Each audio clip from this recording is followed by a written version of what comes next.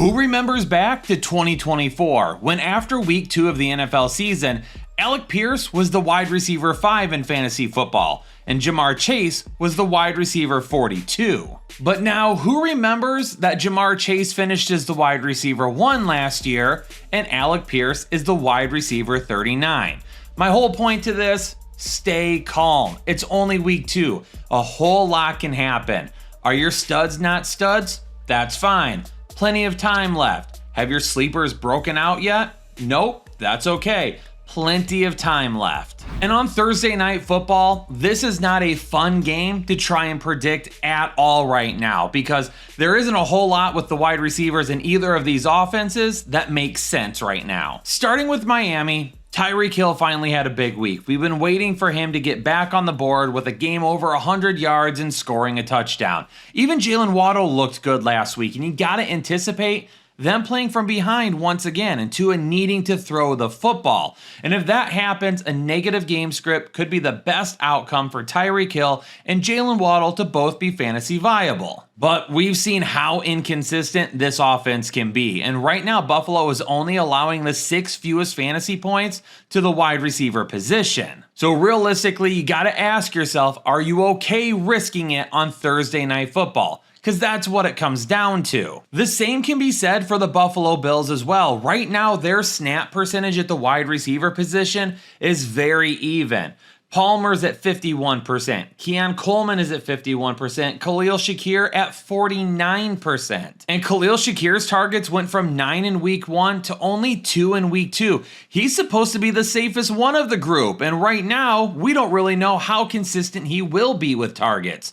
The only thing we do know for certain, Josh Palmer is going to be the big play guy. Keon Coleman is probably the best balance between upside and floor, and hopefully Khalil Shakir moving forward will still have the best floor. But good luck calling any of these guys on a weekly basis. And on Thursday Night Football, Tyreek Hill is the only guy that I'll go out and say he's a start right now. Coming off the week that he did last week and still being the number 1 wide receiver in a potential negative game script, I'm okay risking it with Tyreek Hill if you're okay risking it with Tyreek Hill.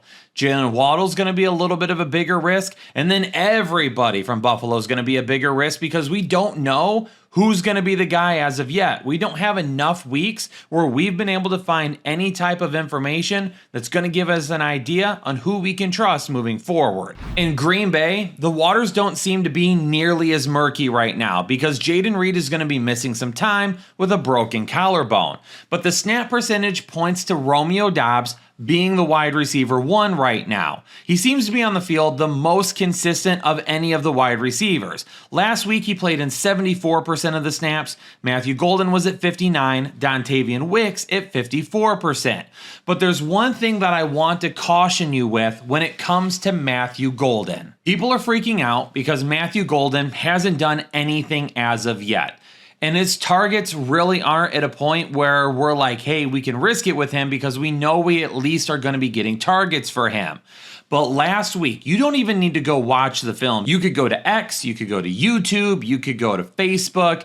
You can probably very quickly find the 2 clips from last week's game where Matthew Golden was overthrown by Jordan Love. And in both of those instances, if he doesn't overthrow Matthew Golden, he's got at least 50-yard touchdown receptions. It was very close on 2 different occasions. And even in week 1, there was a couple of times where Jordan Love just barely missed him. And that's how it goes sometimes for rookie wide receivers and their quarterbacks. Maybe they're just not quite on the same page as of yet, but it's going to be coming. Do you need to be starting Matthew Golden right now? Not if you don't want to. You drafted him late enough that you can probably afford to just keep him on your bench. But I'm going to list him as a fringe start this week, and Romeo Doubs is a start. The Cleveland Browns just gave up 4 passing touchdowns to Lamar Jackson, and Jordan Love has been really good so far the last couple of weeks. Romeo Doubs and Matthew Golden, they've got potential in a game where they should get out in front of Cleveland by throwing the football because Cleveland does such a good job at stopping the run so far. Doubs and Golden both have an opportunity this week to be fantasy viable. For the Cleveland Browns, Jerry Jeudy's going to be a fringe start. Cedric Tillman will be a sit. I just don't think Joe Flacco's going to have enough time to throw this week. I mean, we've seen Green Bay's defense already make a couple of really good quarterbacks look okay at best. And they're going to get after Joe Flacco. And 47-year-old AARP Joe Flacco is not getting out of the pocket, and he's not going to be moving that quickly. So we're going to be making really, really fast throws. Jerry Jeudy fits that type of game plan the best. I will fringe start him because I think Green Bay walks away with this game. Another group of wide receivers that's probably going to be really, really hard to call in any given week. Indianapolis's wide receivers basically flipped the script from week 1 to week 2. In week 1, it was all Michael Pittman. 6 receptions, 80 receiving yards, and a touchdown. He led the way with 8 targets. Tyler Warren is the only guy that's actually seen consistent targets the first and the second week, but that's a different video. Then when you take a look, Alec Pierce only had 3 targets and Josh Downs had 3 targets as well. And then, like I said, this week it all changes. Alec Pierce, 5 targets. Josh Downs, 8 targets. Michael Pittman, 5 targets. Now, part of that could be who was covering Michael Pittman. We know Patrick Surtain was most likely to see the most time on Michael Pittman, which would have opened up other things. But does Michael Pittman just go back to being wide receiver 1? Is Alec Pierce going to get 5 targets once again? Is Josh Downs going to see 5 or plus targets? Or is he going to go back down to 3? This is going to be a group that's going to be really, really tough to call. So I'm going to fringe start both Michael Pittman and Josh Downs because they are the 2 leading wide receivers on this team as of right now. And it's probably going to take a while to sort out. So if you have other options with a better floor, you might want to go with them for right now. But Pittman and Downs both have some wide receiver 3 possibility with Daniel Jones looking like Superman so far. And by the way, it's a solid matchup. Tennessee's currently allowing the 5th most fantasy points per game to wide receivers and the 6th most receptions. Are you trying to figure out who the wide receiver 1 is in Tennessee? Well, you are not the only one. This is going to be another battle that could go back and forth on a weekly basis. And for those of you that were members earlier in the offseason, when I started my rookie review, Alec Eomanor is one of the first guys that I talked about. And in our Discord, I talked about the fact that he could end up being a very good NFL player. And he was greatly overlooked because he played in a really crappy offense in Stanford. And he is showing why he had so much potential already through 2 games this season. Him and Cam Ward have a connection, but Calvin Ridley isn't going anywhere. As of right now, for target share, Calvin Ridley is at 23%, Eomanor is at 21.3%. When you take a look at first read target share, so the first read for Cam Ward, right now Calvin Ridley is 26.8%, Alec Eomanor is also 26.8%. Yards per route run, 1.33 for Calvin Ridley, 1.44 for Alec Eomanor. There is no telling who is going to be the guy right now. The good news is Eomanor, he's got the touchdown. But even when you look at just the numbers themselves, I mean, Calvin Ridley, 14 targets. Eomanor, 13 targets. Calvin Ridley, 7 receptions. Eomanor, 6 receptions. 84 yards for Ridley, 69 yards for Eomanor. 1 touchdown for Eomanor, none for Calvin Ridley as of yet. 5 first downs for Eomanor, 4 for Calvin Ridley. It's literally as dead even as could possibly be. And I promise you, I have sat here trying to figure out which one of these guys should be a start this week.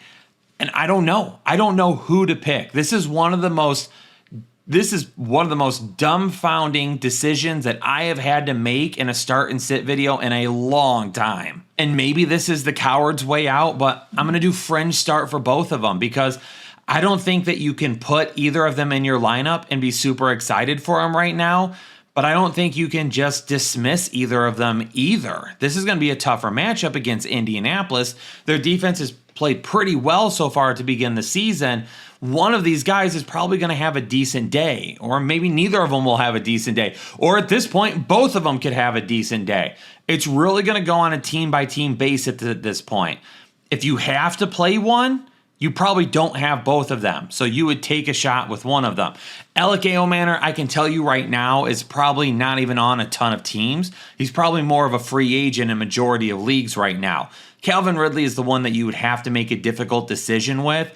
If you find somebody that's safer, I would probably go that route this week. And let's try to take another week or two to try and figure out who may actually be the guy that we want to target the most. There is going to be a lot of discussion over the next couple of weeks about how much can we trust Ja'Marr Chase and or T. Higgins with no Joe Burrow. Back in 2023, when Jake Browning was a 27-year-old rookie, Joe Burrow also went down with an injury. And during that time, when Jake Browning took over as the starter, Ja'Marr Chase averaged 9.5 fantasy points per game, while T. Higgins averaged 11.5 fantasy points per game.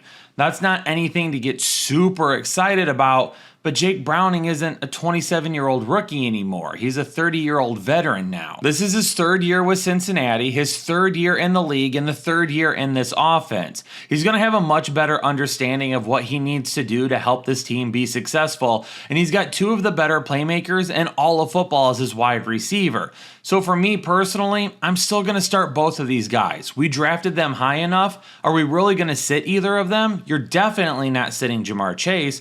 And for T. Higgins, I mean, he didn't do bad with Jake Browning last time. I'm still going to play both of them. Now, obviously, if they don't do good and we need to reevaluate in the coming weeks, we absolutely will. But for right now, you don't really have too much of a choice to go another direction. Was Justin Jefferson bad in week 2? No, he wasn't bad. He had a 50-yard reception that kind of saved the day, but it's not the upside that we've been used to.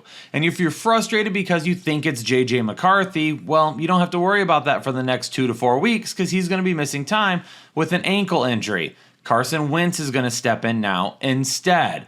Carson Wentz can do a decent enough job, and hopefully he can just get Justin Jefferson the ball more times than not, just so we can go ahead and have a guy that we can put in our lineup as a top wide receiver like we drafted him as. And at this point, I'm going to wait and see what happens with the other wide receivers. Jordan Addison is only set to miss one more game. Adam Thielen and Jalen Naylor, one of them might have a decent day, but neither of them are guys that I'd actually consider starting for right now. Pittsburgh has a great opportunity to offensively get back on track this week, going up against the New England Patriots, who currently allow the second most fantasy points to the wide receiver position. And DK Metcalf, a little up and down to begin the year, but he does have 13 targets total over the first 2 weeks to kick off the season, and now he gets a really solid matchup.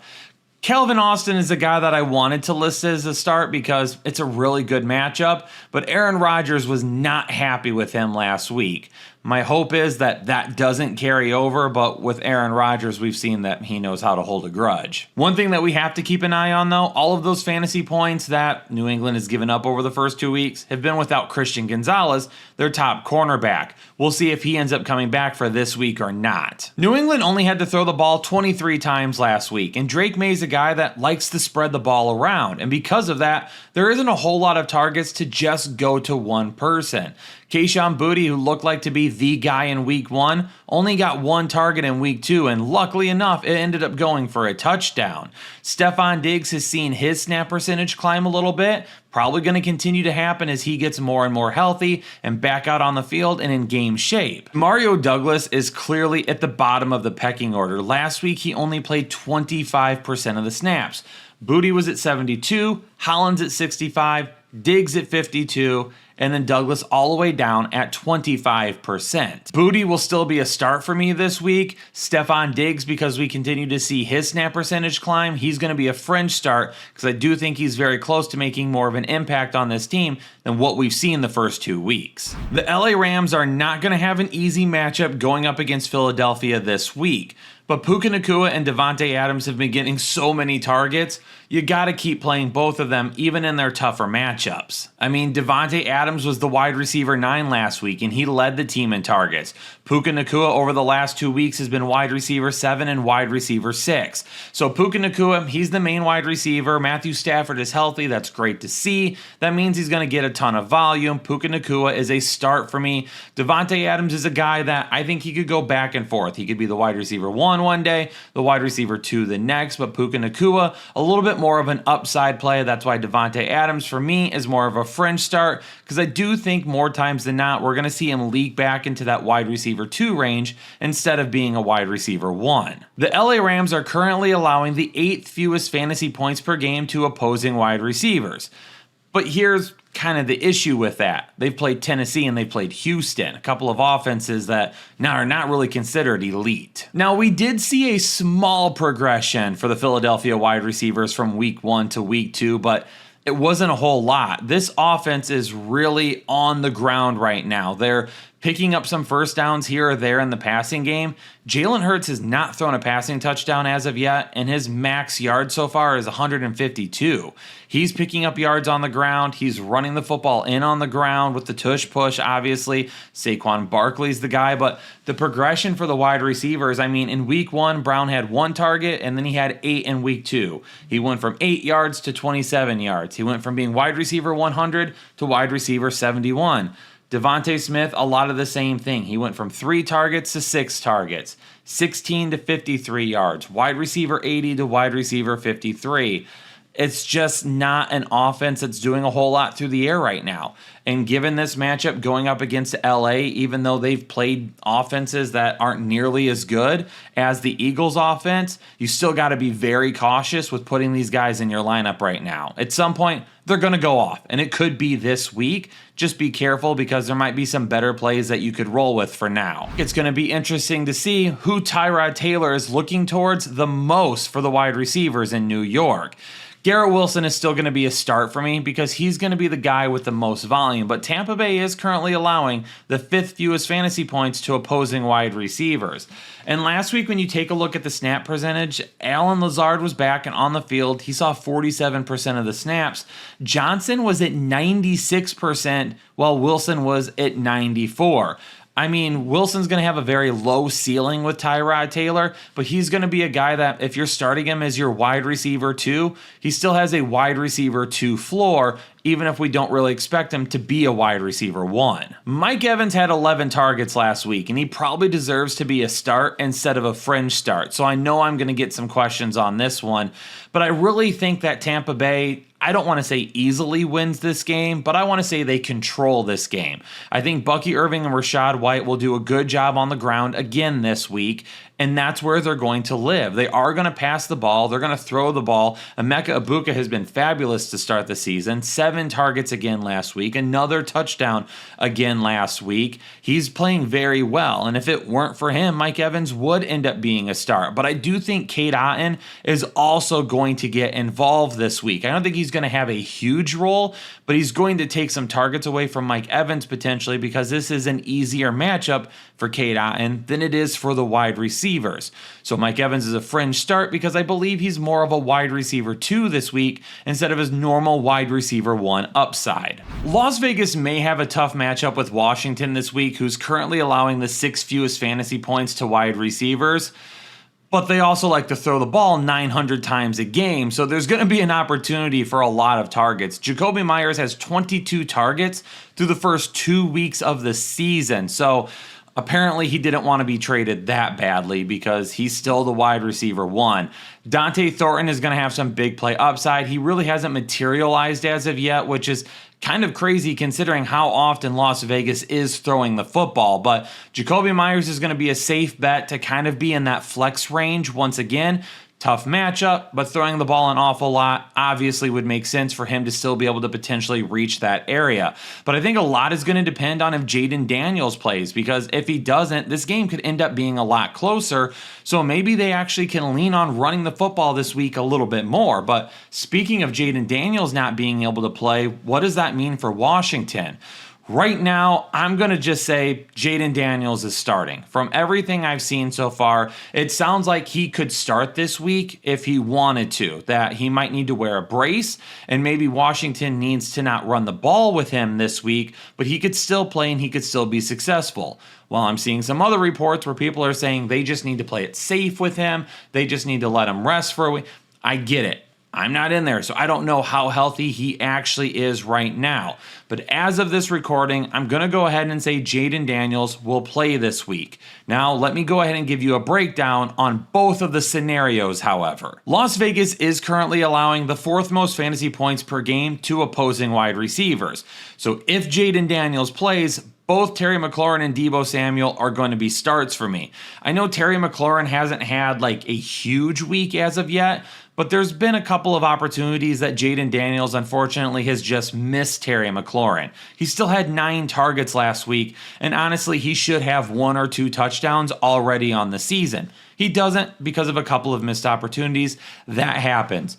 Deebo Samuel has 2 touchdowns in 2 games. He has 18 targets in 2 games.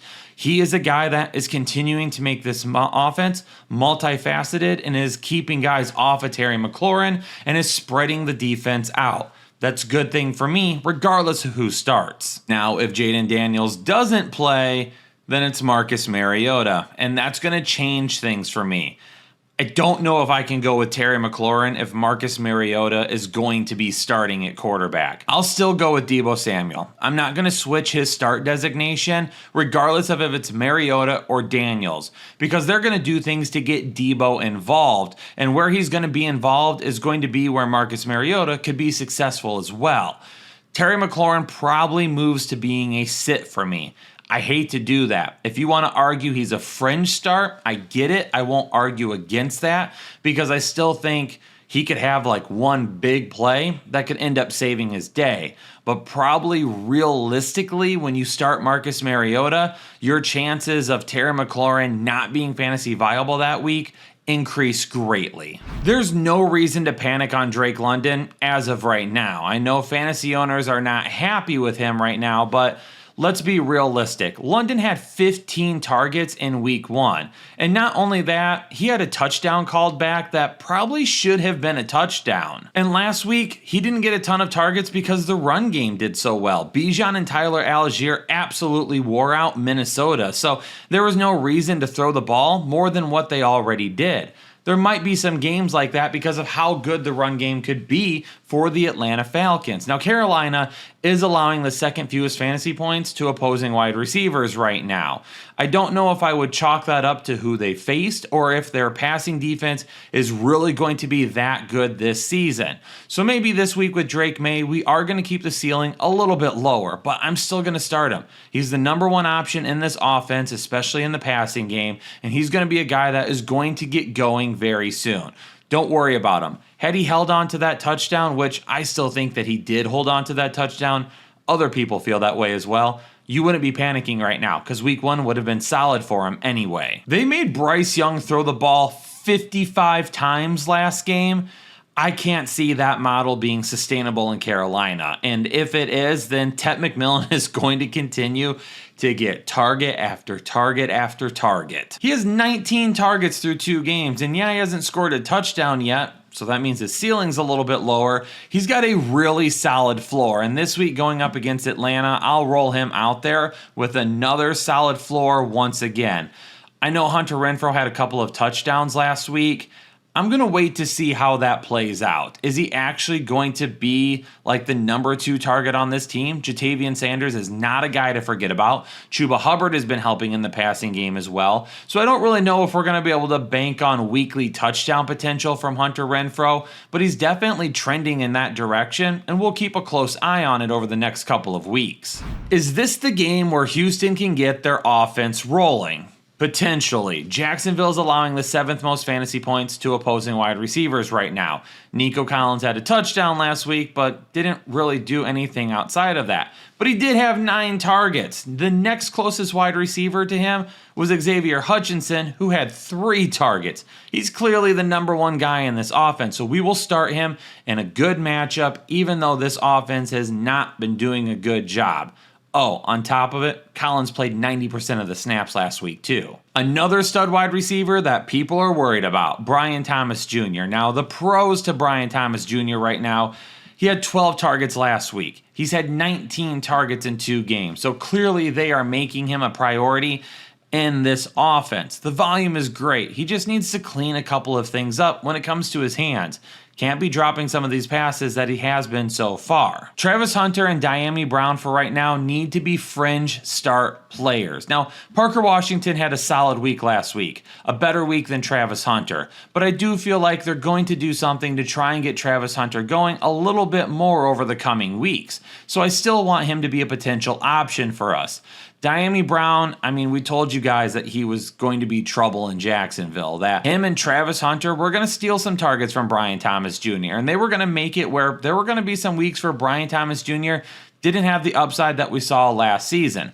I'm not saying that we're bailing on Brian Thomas Jr. as of this point, but I do think you need to be a little bit more cautious about how exactly this wide receiver core is going to work out moving forward. People were not a fan of my remarks over the offseason about guys like Marvin Mims Jr. and Troy Franklin hurting the value of Courtland Sutton.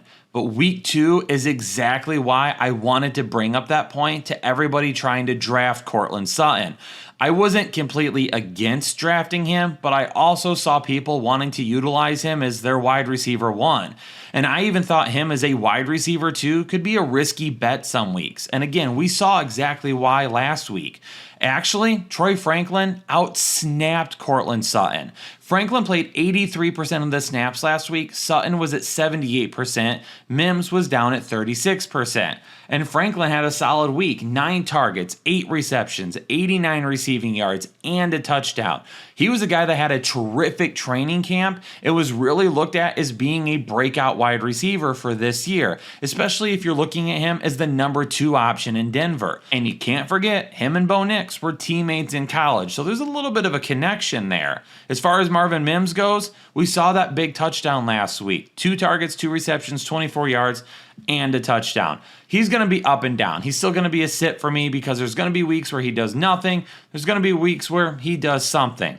Now Courtland Sutton. 4 targets, but he only caught 1 for 6 yards. And that's why I was worried. Courtland Sutton could end up bouncing back this week. That's why I've still got him listed as a start. He's still the wide receiver 1 on this team for me. But Troy Franklin is going to make a bid for more and more targets. And if that happens, then he could become a guy that we've got to start weekly. And Courtland Sutton is more of a fringe guy. Things may not be as easy for the Chargers this week as they have been through the first 2 weeks of the season. Patrick Surtain and this Denver defense is going to try and lock them down way better than what we've seen so far. Denver currently allowing the 4th fewest fantasy points to opposing wide receivers. Quentin Johnston has been really good through the first 2 weeks of the year, and I am really glad that I included him in that deep sleeper video, even though people absolutely thought it was the dumbest thing that I could have done.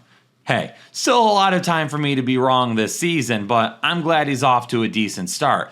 But more than likely, he sees Patrick Surtain on him this week, and that kills what he's done so far. So I'm out on Quentin Johnston, where Keenan Allen and Ladd McConkey are going to be fringe players for me this week because of how difficult this offense will be. And do we really know who the guy will be? Keenan Allen has so far, but that doesn't mean that Ladd McConkey won't get his fair share coming up and is right back to being as good as he was last year. The Seahawks are currently allowing the fewest fantasy points to opposing wide receivers. And this is after facing the 49ers with Brock Purdy and a Steelers team where Aaron Rodgers had thrown for 4 touchdowns the week before.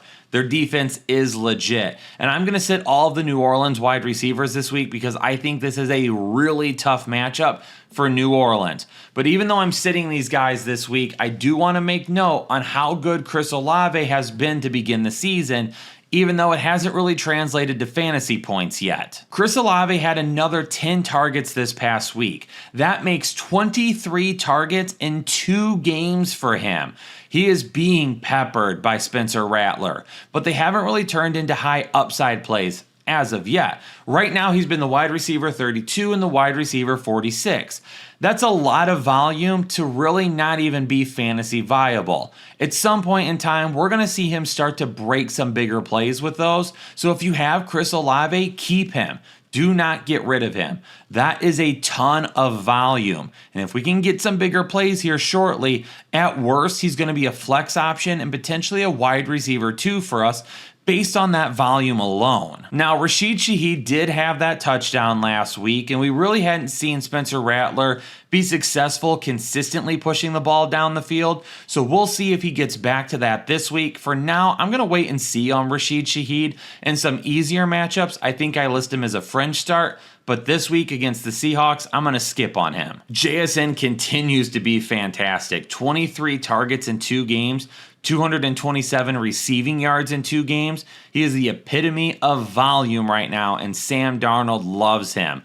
Cooper Kupp looked like his old self this past week. Caught 7 of his 9 targets for 90 receiving yards, so hopefully he can keep things up as well. And for Torrey Horton, he found the end zone, but he's a little bit more big play dependent for me, a little bit more touchdown dependent for me. My underdog must-watch matchup this week at the wide receiver position is going to be the Dallas Cowboys and the Chicago Bears. A great matchup for both teams and a potential for a ton of fantasy points as well. I can't wait to see what Jake has cooking for this matchup in week 3. There is an opportunity for a ton of potential and a ton of upside. And if you want to see what Jake's got cooking as well, you can check out his picks on Fridays during his Pick'em video or be in our Discord channel where Jake is posting picks all of the time. But the only way that you can play along with us is by downloading the Underdog app, using code Headliners when you sign up for a new account, and make a deposit of at least $10. When you do that, you're gonna get a deposit bonus, and on top of it, a super special pick'em that is almost guaranteed to hit, that you can pair up with any of the pick'ems that we talk about during the week, so you can see as much green as our Discord members are. I am really hoping that Chicago at least keeps this game close going up against the Dallas Cowboys. If they get blown out, it's going to kill the fact that CeeDee Lamb and George Pickens could have huge days going up against a defense currently allowing the 6th most fantasy points to opposing wide receivers. And a lot of that came from the Lions last week, but they could do the same thing. Dallas's pass offense showed a lot of promise last week, especially with George Pickens finally going again. CeeDee Lamb caught 9 of his 11 targets for 112 receiving yards. You're going to see stat lines from him like that consistently this year. George Pickens, 5 of 9 targets for 68 yards and a touchdown. That's what we were expecting from George Pickens when he was traded to Dallas, and this is such a good matchup. I want both of these guys in my lineup. And it's not like Chicago also has a really solid matchup because Dallas is currently allowing the 3rd most fantasy points to opposing wide receivers. Wan'Dale Robinson and Malik Nabers killed them last week. But is Rome Odunze wide receiver 1 in Chicago right now? He is balling out to begin the season. He went 11, 7, 128, and 2 touchdowns last week. The week prior before that, he had another touchdown with 9 targets on top of it. He's being looked at by Caleb Williams all over the place, whether it's down the field, over the middle. He's being utilized all over the field, and that is great to see him being schemed up like that. But it is killing DJ Moore. Moore is going to be risky. He only has 11 targets this season and only 114 receiving yards. So if I'm picking one of these guys right now, it's got to be Rome Odunze, who is one of my breakout candidates this year. This may be exactly who Marvin Harrison Jr. ends up being, and whether or not it's his fault or his offense, it doesn't really matter at this point. He's a streaky wide receiver. He's going to have weeks like he did in week 1, where he has 5 catches for 71 yards and a receiving touchdown and is a top 12 wide receiver. And then he's going to have weeks like he did last week, where he only catches 2 of 5 targets for 27 yards and he's not even fantasy viable. He's going to be a fringe start more times than not, especially in a matchup where he just doesn't have the upside that he would if it were a much easier matchup. So this week, he'll be fringe for me. Ricky Pearsall and Jauan Jennings are both going to be fringe starts for me this week, even though realistically, I have no question that both of them should probably be in lineups. Now, the reason I'm doing fringe starts for them is because I think these two could end up flip-flopping during the time that Mac Jones is the starting quarterback. Christian McCaffrey is going to be the number 1. They're going to run the football, and they're going to put up quite a bit of receptions with Christian McCaffrey as well. He's going to be included in everything. He's going to be the focal point. You have weeks last week with Jauan Jennings, who was really solid, caught 5 of his 10 targets for 89 yards and a touchdown. Ricky Pearsall didn't have nearly that much upside, but he had a decent floor, caught 4 of his 6 targets for 45 yards. That's not awful by any means, but we would have liked to see a little bit more.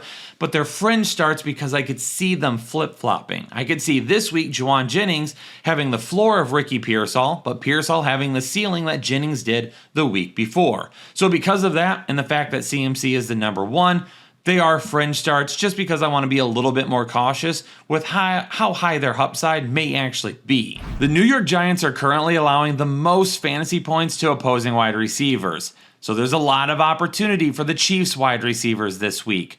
But things are not super clear right now. Xavier Worthy is back at practice. And from all indications, it sounds like he's going to try and go this week. But we have seen this before. And it's one thing that even happened with Evan Ingram last week. There's a back and forth on how we should go about injured players. And really, it's all about risk assessment with your team. Me personally, if I take a look at my team with where I drafted Xavier Worthy, I probably don't have to put him in my lineup this week, and I can give it a week to make sure he's healthy. Because what if he does just go out there to help be a guy that's going to draw defenders away? What if he's just going to be a decoy? This is a really great matchup, and if we knew for a fact he was 100% healthy, then he might be full go for us. But it sounds like he is going to be wearing a harness. And while he might get a couple of targets, I don't know if he's going to get enough for us to realistically say, yeah, he's got to be in our lineup. But maybe you're in a matchup where you've got to risk it because you're projected to lose by a lot. Maybe you don't have a ton of wide receivers that you feel like offer you the same upside as Xavier Worthy, and you feel like the floor is exactly the same as well. You might want to put him in your lineup anyway. I'm going to err on the side of caution this week, and I'm going to say Xavier Worthy probably is a little bit more of a decoy this week than he is as an actual set-in-stone fantasy contributor, but I could be 100% wrong. Tyquan Thornton is a guy that I want to keep an eye on. I want to make sure that he is on rosters and that we potentially utilize him as the season goes on, because I think he could end up being a Jameson Williams type of player for the Kansas City Chiefs, where he has weeks like he did last week where he goes off for a big touchdown. And honestly, he should have had 2, and Patrick Mahomes missed him completely on another one. But then Hollywood Brown for me is going to be the volume guy. Maybe not a ton of upside, but he's probably going to get the most targets. And that's why this week in this matchup, Hollywood Brown is a start for me, while Tyquan Thornton will be more of a fringe start because he's more big play and touchdown dependent. Kansas City's defense right now is allowing the 8th most fantasy points to opposing wide receivers. Malik Nabers and Wan'Dale Robinson are coming off of a huge week. And Russell Wilson looks pretty solid, actually, and he's throwing the deep ball as good as he ever has.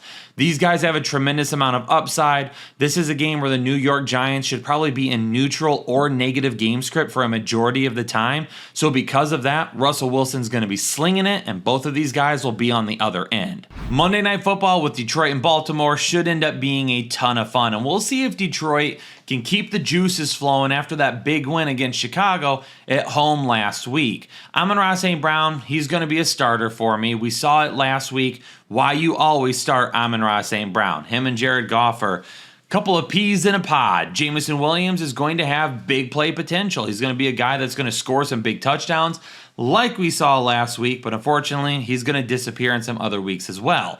One thing to caution with Baltimore, right now they're allowing average 37.05 fantasy points to opposing wide receivers. Now, I do want to note Baltimore's defense allowed a ton of fantasy points in week 1 going up against Buffalo. They allowed 50.80 fantasy points.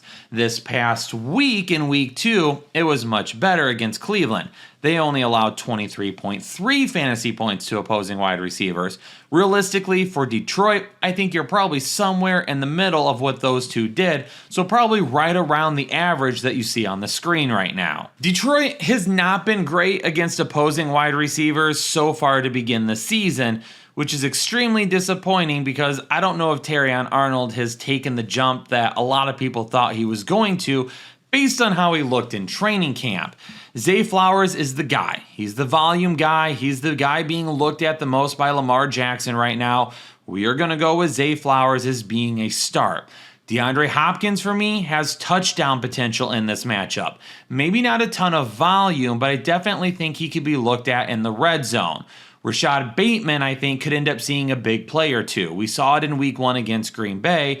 There were some wide receivers that were able to slip past the defense and pick up some big yards through the air. Dontavian Wicks had a big play, and so did Jaden Reed as well. Rashad Bateman could be a guy that does the same thing, where maybe he only has one big play on the day, but it goes for a touchdown. Headliner Nation, that is a ton of information packed into one video, so hopefully you're getting everything you need to start setting your fantasy lineups. Make sure you leave some comments down below. We'll get to as many as we possibly can. And also, if you're new here, hit that subscribe button and think about becoming a member today by hitting that join button down below, so you're getting exclusive access to our flex rankings, our defensive special team rankings, and our kicking rankings, plus access to Discord as well, where we're talking about a ton of underdog plays every single week.